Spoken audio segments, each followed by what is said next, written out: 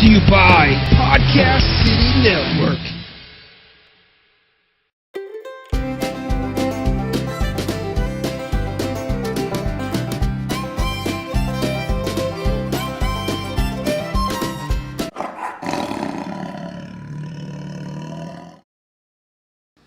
Welcome back, guys. We're going to be shooting our 4th episode of Bear Claw Survival today. As you can see, we have a new person with us. This is my stepbrother Ty. He's going to be co-hosting along with me and Cody on the weeks that we can get all three of us here together. In absence of myself or Cody, Ty will fill in with one of us to keep shooting videos. Today, we're going to go over, obviously, the item of the week. Cody's going to give you his survival tip of the week, and Ty's going to finish things off with our everyday care. Remember to check us out on Podcast City Net. We are on Facebook as well, Bug Out Central Florida, and also on YouTube under Bear Claw Survival. For everyone that subscribed and commented so far and the messages and everything, we appreciate it. Keep it coming. Like I said, the more people that we get, the sooner we're going to start doing events, some camping trips, and try to really get everybody out there together. So with that, I think we're ready to jump right into it. We did the item of the week first. So, item of the week is going to be your typical spade is what we're going to do this week. Any of you guys that watched the 72-hour bag that we did? Yeah. This was in my bag. Reason for that is it doesn't weigh a whole lot. It folds up into this size right here. If you've got cargo shorts, it sure is small enough to fit in there. Although it might kind of constrict your range of movement a little bit. I wouldn't do that. So, backpack preferred. Backpack. I actually got mine with, let me get it, a case. And again, we were talking about things that we could strap right to the back of your backpack. Belt loop. Belt loop, carabiners, things like that. Yep. To me, this is not a must, but something that's just nice to have in my pack. Very versatile. Yeah, very versatile. So I'm going to give you guys just a couple things that I have used mine for.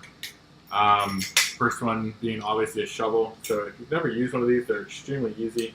Basically fold it out, tighten this down. There's a washer right here that leads up to the bottom of both of these, and it locks in place. Now you do kind of have to jiggle it to get it right as tight as it needs to be, kind of back and forth a little bit to get it exactly tight.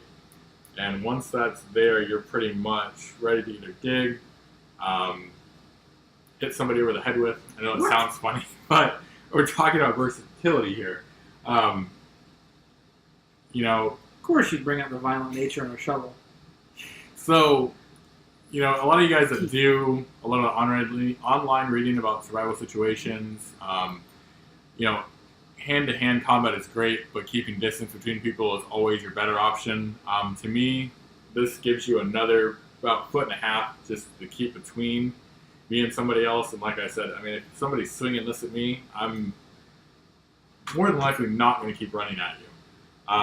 So I guess we'll start with teeth on it? I guess we'll start with the weapon since we're already into that. Right. Yes, it does have teeth on it. They're not extremely sharp, but I think it would be enough that if you put in with enough force, it would probably cut you, or it may start cutting like a piece of wood or something, maybe. Yeah. Well, I guess the first thing you guys need to do is sharpen these teeth then. So again, it is pointed. You have a good grip right here, or if you just want to go out there swinging one arm. I like the hoe thing. We talk about that. There's a lot of, even if you have this, you can always use it with your hands or other kind of like stick or something. With that hoe feature is very nice because you could actually start planting. Yeah. What'd you call that poor shovel? So this setup is for the shovel. I actually played with this a couple days ago and kind of turned around to see how many different positions I could really get it into. You can either keep this out like this, or you can fold it down. To me, depending on what you're doing, it would work better, but for just right now, I'm going to keep this out. So you use this almost like some sort of like pick, in case you're having to dig like a fire pit hole or something, and you got rocks or like roots or something like that. You got a little pick right there. So a little hoe can you too, or even I guess a smaller hoe, if you will. Small hoe.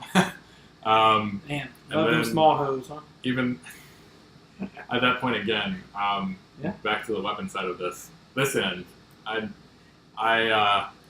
this would puncture skin for sure. What do you think? Put it right in the neck, right through the jugular. I mean, I don't know how many people like taking a hoe to the neck, but It's the first for everything. I mean, And then how many hoes you been hit with? you can even fold it up and do this range right here. Like get this to cooperate. And again, to me, I love it. Another weapon. Yep. You can do all kinds of stuff with this. It's really great. The cool thing about this to me is it actually folds down. Both sides will fold down independently, so you don't have to keep this straight. You can either keep this side up, keep this side up, go down with this, go down with this side. I know the first thing that everybody thinks of is digging when it comes to these. I think they're a lot more versatile than that, especially for the way that they pull it up and compact. Camping, use it to dig a latrine or dig a hole for post if you're going to make a man-made shelter. Yep. Fire pit hole, very, I would say, leftover food that you're not going to eat, stuff for, so that way it doesn't give out a scent for animals and track animals. Yeah. Bury like the bones or something like that, or Yeah. So this one is just a Where'd you buy this at? flea market. How much did you pay for it? About $5. $5. Okay, there you go, $5. So $5 for the flea market. So obviously, no, it's not your high quality spade, but to me, it will get the job done. Probably get some like an army surplus store. Yeah, actually, GI Jeffs has them right down the road. I think they're about $5 or $10. So army surplus stores have them. Amazon.com, I'm sure, has a lot of them. I'm sure Amazon has an abundance of these. Yes. I want to say I've even seen one at Walmart, my company. There you go. So Probably even cheaper there. I don't know if Walmart's going to beat the flea market yet. But to me, this is a good item to have. I love this. I plan on picking up a few more to pack in all my bags. Probably going to get a little bit better quality than these. And yeah. All right. Anything else on the spade you can think of? Not what I think. So, all right. Well, Shovel turns into a hoe. Shovel turns into a hoe. Yep. All right. Well, let's get into survival tip of the week. All right. So this week's survival tip has to revolve around water. So we have a lot of people that may or may not be the best swimmers out there. Cody, And if you, this man has drowned 5 times. and I've survived every time. That's why I'm here on the show. Survival. In the flesh. So, in a situation to where you wind up in a body of water, let's say, I'll give you some examples, okay? On a boat, some sort of accident, you're on the water, emergency landing on a plane, which could be a very, high-stress situation. So what we're going to talk about here is a way to kind of keep yourself afloat in the water if you may or may not be the best swimmer. Now, the one tip I have is that when you're in the water, you really don't want to try to struggle too much, waste a lot of energy. The best thing to do is to kind of float up on your back and just kind of relax yourself and let yourself kind of just bob in the water, float, so that way you're not using up a lot of energy. The tip I have for you today is if you're wearing a pair of pants, whether it be blue jeans, sweatpants, whatever you have on, what you can do is you can actually turn those pants into a flotation device to help you float in the water, because you never know what kind of situations you're going to be in. It may not be the most calmest day on that body of water that you're in. It could be a storm happening, it could be waves, you never know. So what you're going to do is you're going to take off your pants while you're in the water. You're going to make sure that if it's jeans or anything with a pair of buttons, you're going to zip up the zipper and button the buttons. What you're going to do is you're going to take the feet of the pants and you're going to tie them in a knot twice. Okay, so you're going to tie them, and then the excess you're going to tie again. Separate, not together, right? Together. Oh, you are going to tie them together. Okay. Okay. So essentially, what you're going to have is a pair of pants with legs tied together, and you have your waist down here. So what you're going to do is one of two things here. You're going to take the pants, and you're going to quickly throw them over your head to catch air into the pants, and put it underwater. And the air is going to rise up in the pants and get stuck in there because you tied the feet in the knots. And it's going to essentially blow up your pants. And you can slip it over your head and hang on to it. Make sure you keep the bottom, like the waistband of your pants, in the water. And you essentially have a flotation device. Now, the second way you can do this, if you cannot get your hands over your head for whatever reason, is take a breath of air, dip your head underwater, and blow the air into the pants while they're underwater. And that way it inflates the pants, and then you can put it over your neck and use it as a flotation device. And that way it keeps you floating on the water, and you're not having to use as much energy. We should probably point out that when you do the second way of doing this, you want to keep the bottom of the pants facing the bottom of the body of water. Yes. Not sideways like this, because then you're not going to get anywhere. So what we're going to do is we found a video online, and in the description of the video here, we're actually going to put that link up so you can view it and kind of get a better picture of what we're talking about. Which actually, I don't even have any pants around here to kind of show them, do we? I can go get a pair of Go pants. get a pair of pants. So while Bray's going to get a pair of pants here, just the main things I want to say is, when you're in a situation too where you're in a body of water, you really want to stay as calm as you can. And by having a flotation device on you to kind of help you stay up in the water, it's going to relax you too a little bit. As well as that if you have like a backpack or something on with weight, it's also going to help you float too as well, because you're not freaking out with an excess amount of weight on your back, and you don't want to start going under the water, because then you run the risk of intaking that water into your nose, swallowing it, and potentially drowning yourself. That's the number one things that people get tied up on if they're in the ocean or something stranded. It's the number one thing is dehydration. Correct. Yeah. All right, Brady, so you got a pair of pants salt here? water. Correct. All right, I didn't know we talked All about right, so let's get the legs of the pants here. Okay, so what you're going to do here, make sure they're buttoned and zipped. Are they buttoned and zipped? that. I hope so. Nope, they're not zipped. No, that's it. Buttons. Your fly free heights. All right, so grab your feet, your legs. Okay, so what you're going to do? Really? No. No. Oh, this way. Tie them Gotcha. together. Together. I didn't watch the video. Okay, so tie them together. All right. So show the people. You tie the two legs together. Now take your excess and there you go. Tie it again. Make sure you get a good knot in there. Okay.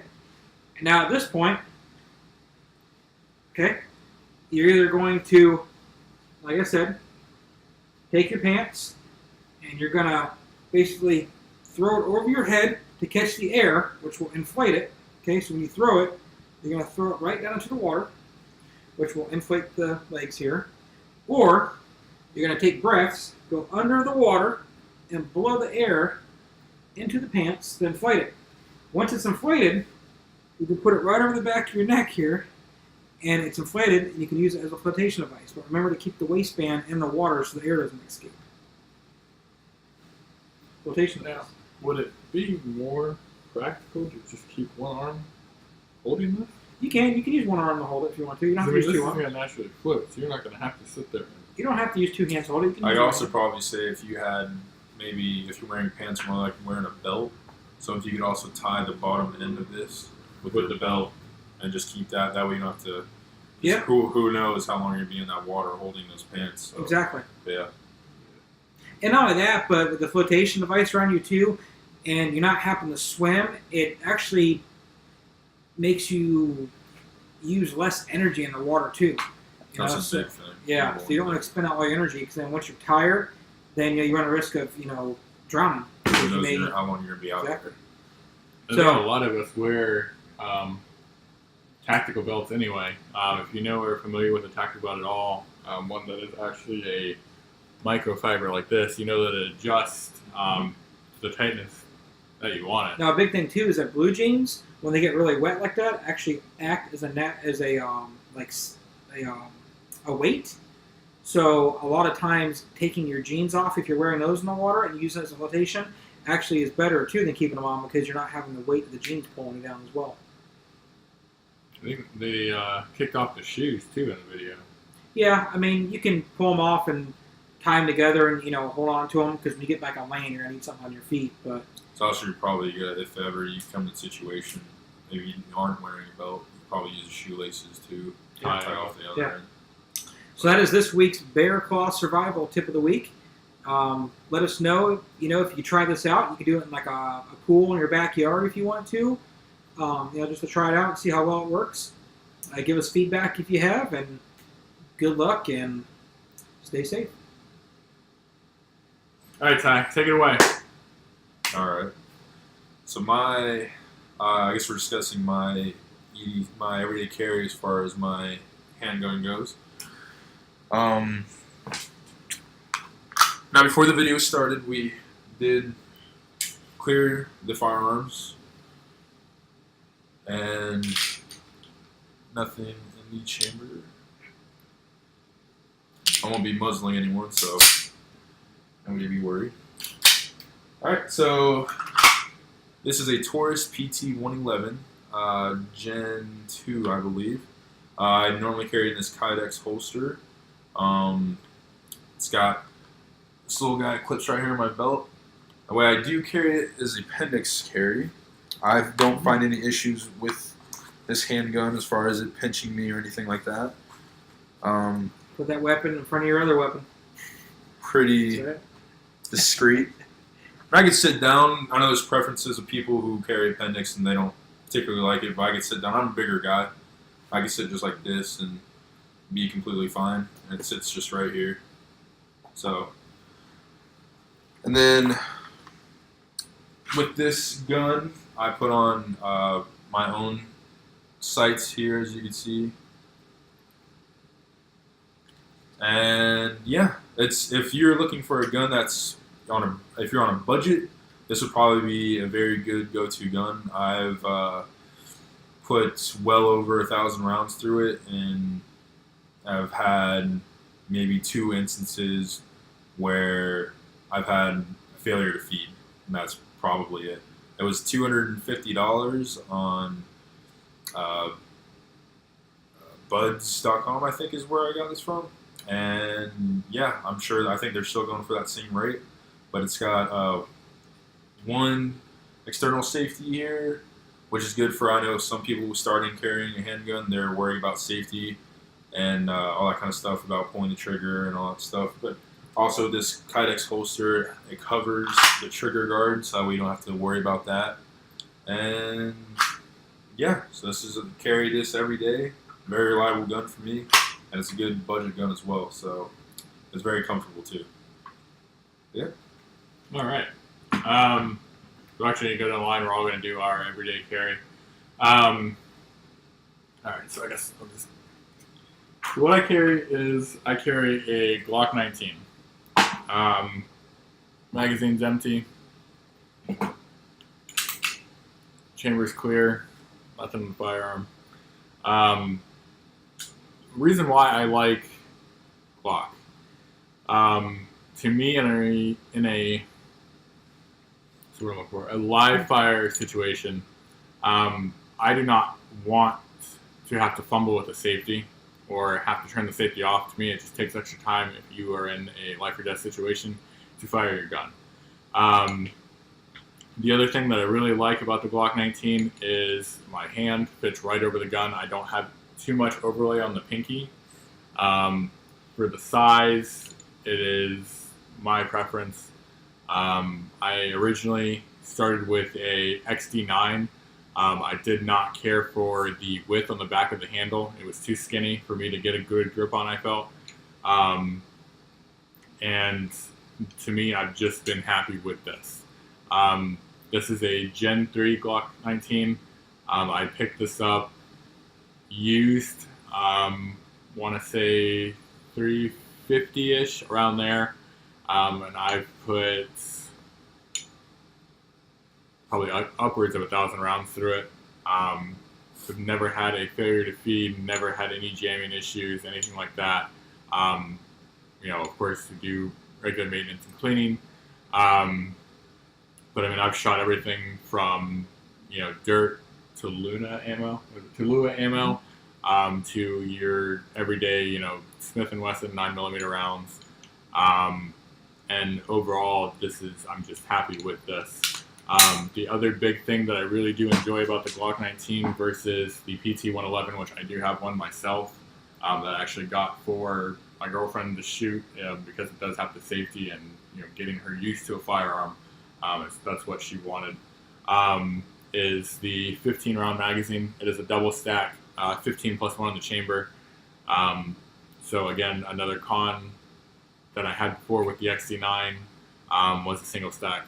I believe my 9 held 6 to 8 rounds. And to me, just utilizing what I can carry, the 19 made sense. I do also have a out of the waistband Kydex holster that I carry. It is made by, I believe, DeSantis makes it. It comes all the way up, so I do not have any rubbing from the filings on the back of the Glock.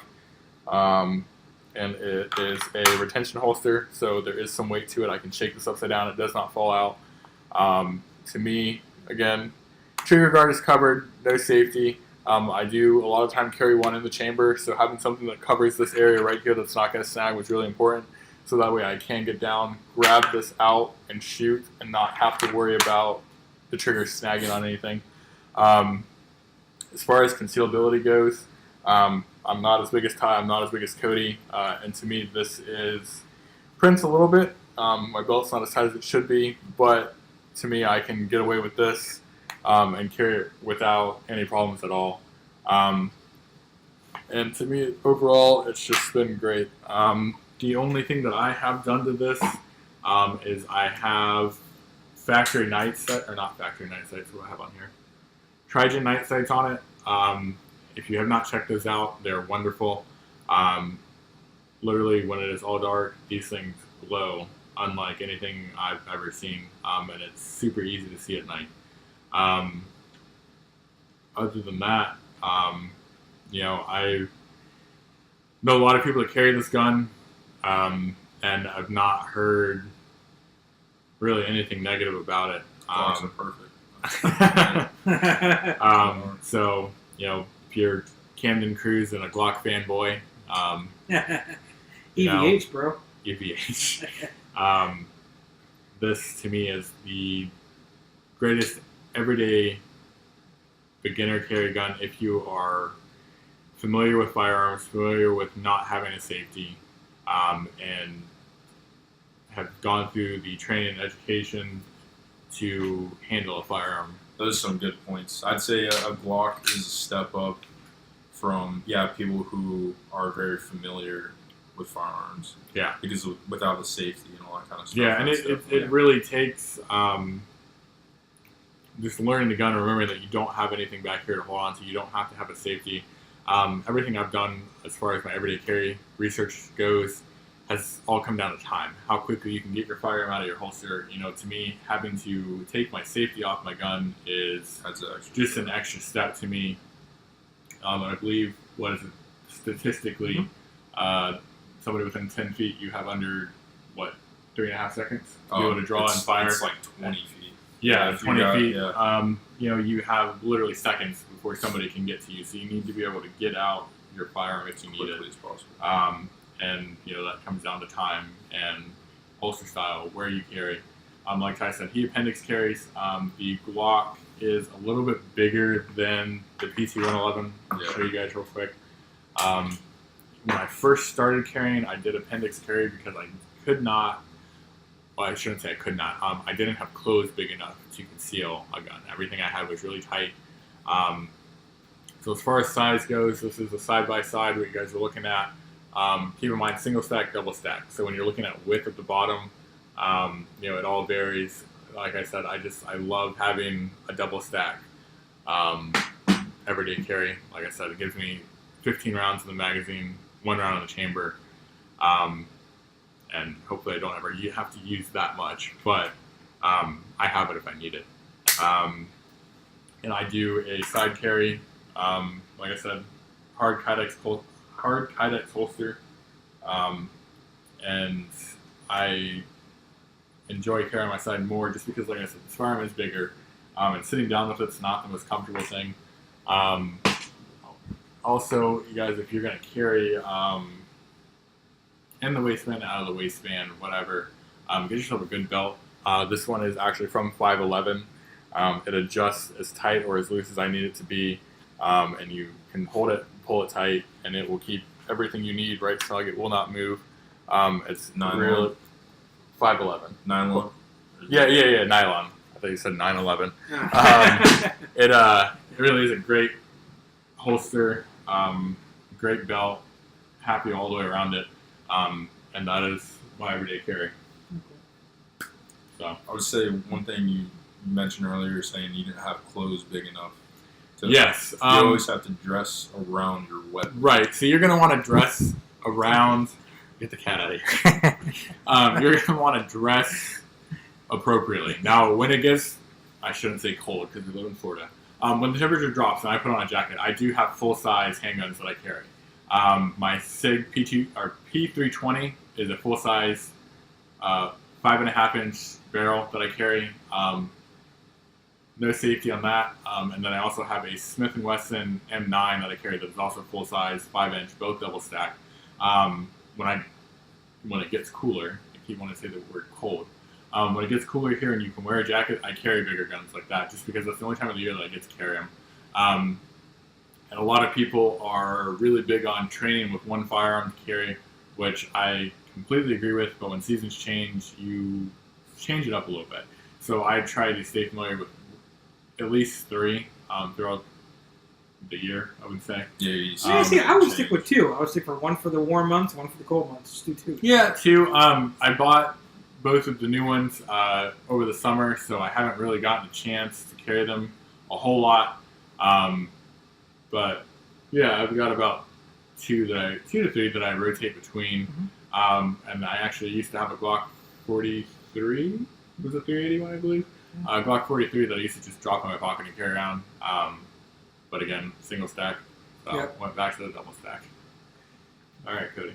See what you got. Am I allowed to show mine? I'm not allowed to show. Oh, wait, wrong video.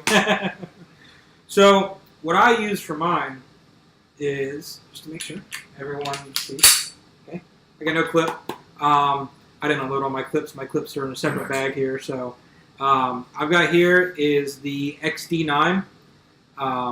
So, this one right here, basically, when you hold it, as you can see here, your middle and your ring finger fit very snug on it. Your clip actually has an extra, I would say, grip built onto the end of it.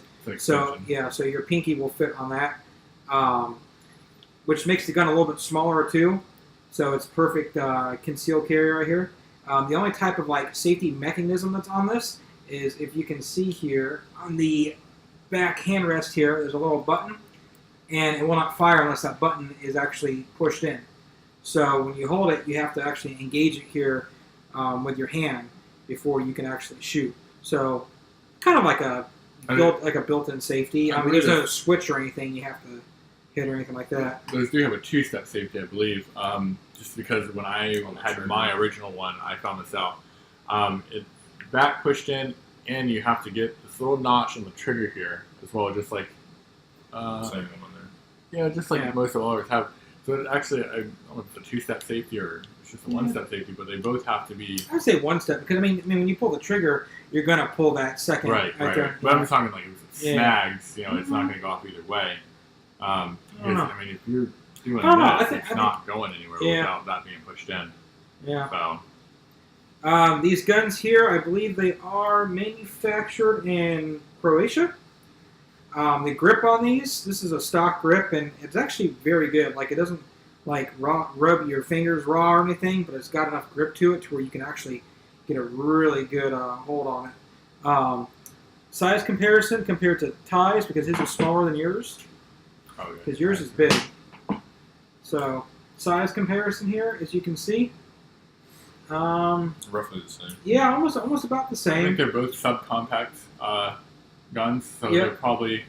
His grip's a little bit different. You can see his almost has like a little sandpaper feel to it, and it's like in little circles around it.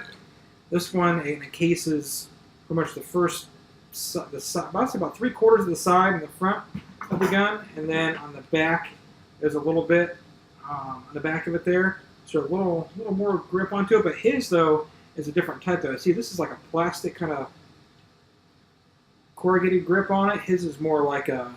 I think it's more stippling. Yeah. It's if you've ever picked up a M&P Shield or anything like that, them and Taurus use very similar grip patterns. My preferable carry is on my side, just because I just personally think that if something were to happen, I have to use it. I think because my hands are usually kind of at my side already, that it's easier just to kind of pull it straight up and out. That's just my own personal preference. Like Brady was saying, the clips on these, it's a single stack. It holds 8 rounds in the clip plus 1 in the chamber, so I got 9. This gun I got on a deal where it came with 5 clips, and it came with an extra clip holster that holds 2 clips. So I can actually hold, say, 2 clips plus 1 in the gun. So that's, 24 plus 1 in the chamber, so I got 25 rounds on me. So, it's not too bad. What did you just do? How did you do that math? How did you come up with 24? Well, 2 magazines, or 8? Yeah. No, they're 8 in the magazine. Okay? The extra holster has 2, so that's 16. And 1 in the gun. You're talking about... That's 24. Gotcha. Okay. Yeah. And that's 24 plus 1 in the chamber, so that's 25. Yeah. So I at one time put up 25 rounds on me, which, I mean, ain't too bad. You can, like you said, Brady's is a double stack, so you could get a holster that holds 2 double stack clips if you want to and have even more. It's just a preference. And depending on the situation, like for instance, if I'm going somewhere to where there's going to be, let's say, a lot of people around, and you may come in a situation to where there may be multiple instances happening, I should say, multiple subjects that are firing, I would think that having the extra 2 clips might be viable versus, if you're just going to, like, the beach or something like that, or the mall or whatever, you know what I'm saying? Like, if something like that happens there, you're probably not going to have like 10 people and stuff shoot. You know what I'm saying? No, it's maybe just like 1. I mean, not to say that couldn't happen, but we recently had a shooting up in Jacksonville at the video game tournament. At the Landon. Yeah, it was 1 person. So in that case, I mean, there was 1, person that you may, if you're carrying, would have to watch out for. Versus, if you remember, it was a few years ago, they had that instance in France where they had the multiple people that were shooting. There was multiple were shooting, or was it the stabbing? No, there was one in the night. There was like 2 people in the nightclub, and there was people outside or something. Oh, that's right. So you have multiple people in that situation. So in that case, I mean, having extra clips on you just in case, maybe something you may want to think of. I firmly believe in having 1 in the chamber. It's a very, I would say, iffy subject on a lot of people that everyday carry. Some people don't like to have 1 in the chamber just for reasons. I think it comes down to experience a lot of the time.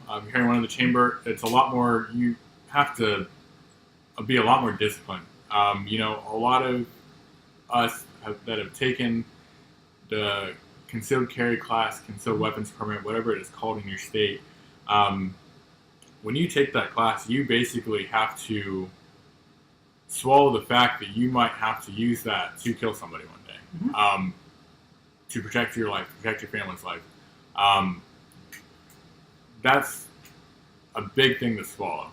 So I think with the safety and not carrying 1 in the chamber, carrying 1 in the chamber, I think it all comes down to where your mind lies. My whole thing on the subject is, if you're uncomfortable with 1 in the chamber, how comfortable are you really using that weapon? Okay. The other thing, like you were talking before, is that there's a time frame that you're going to have to react when someone is within a certain amount of feet of you or something happening. Okay. So you got to figure, okay, time to draw the weapon out, time to aim, but then you got to load it.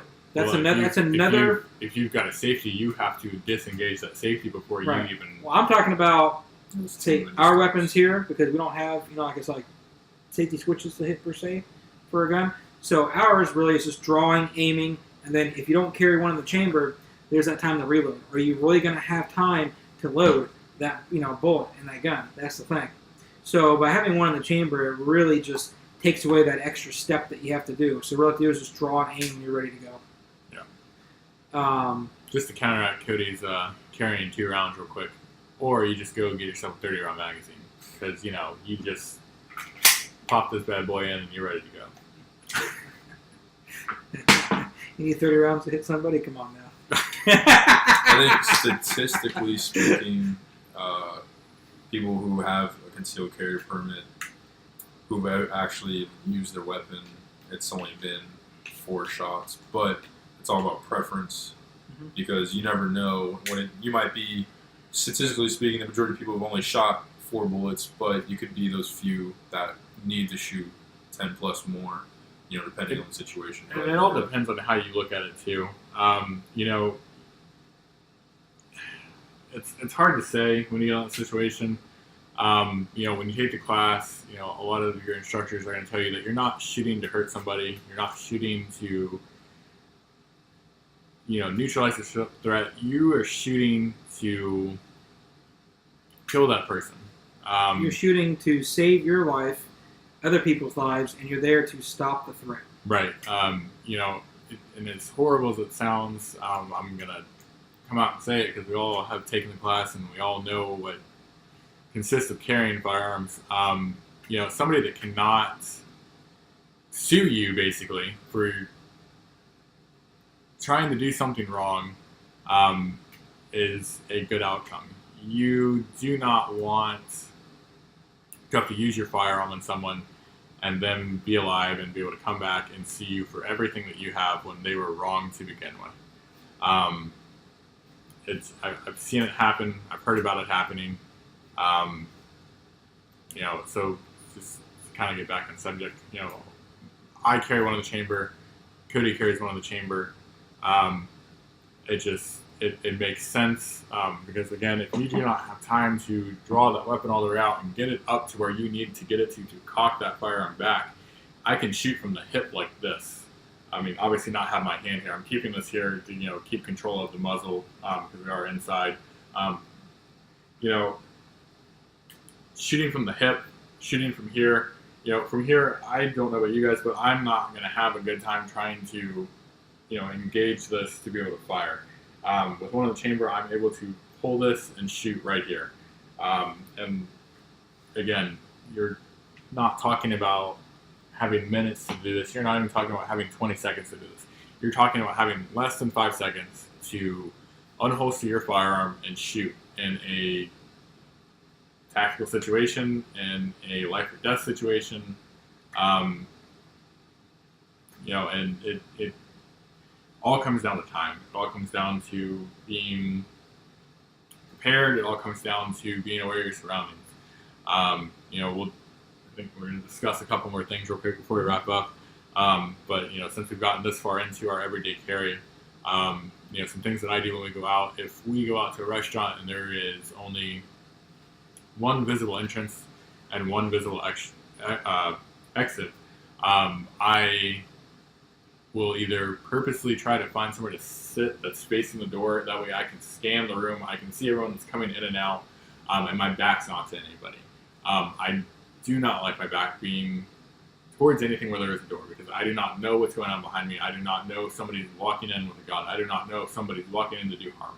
I try to sit facing the door, stay aware of what's around me, and me and Cody do it when we go out all the time, for fun, not to profile people, but we watch everybody, just behavior, the way people act.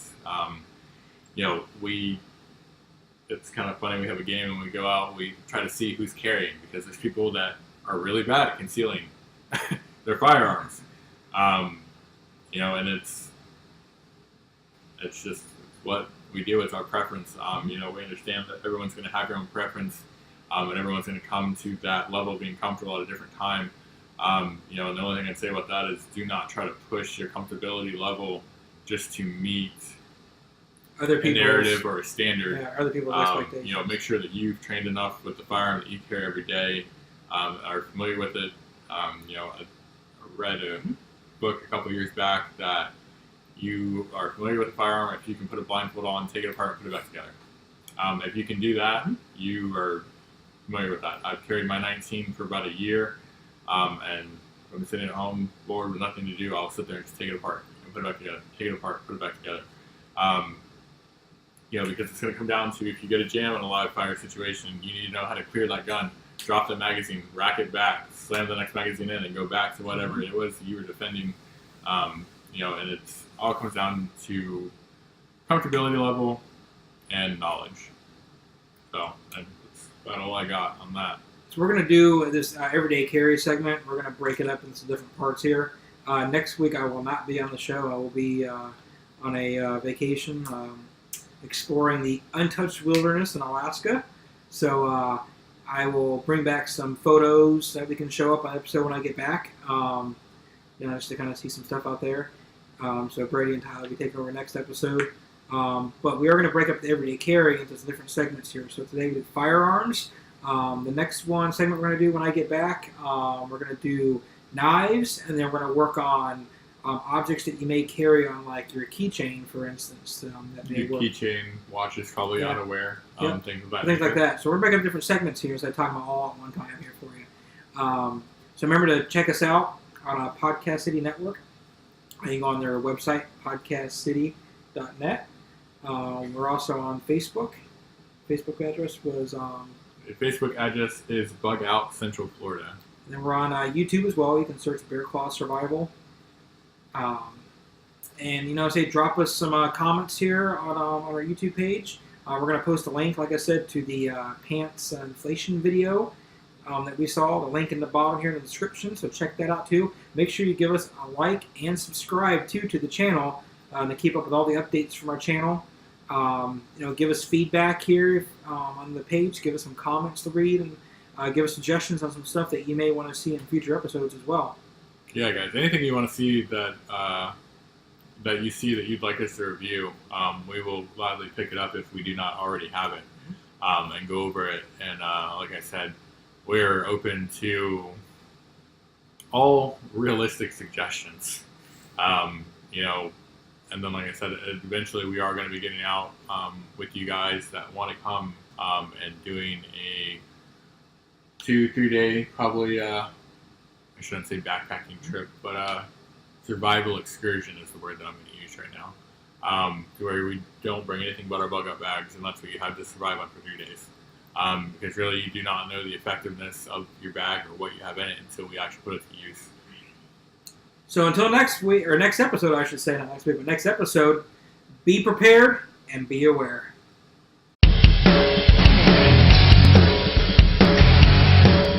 Brought to you by Podcast City Network.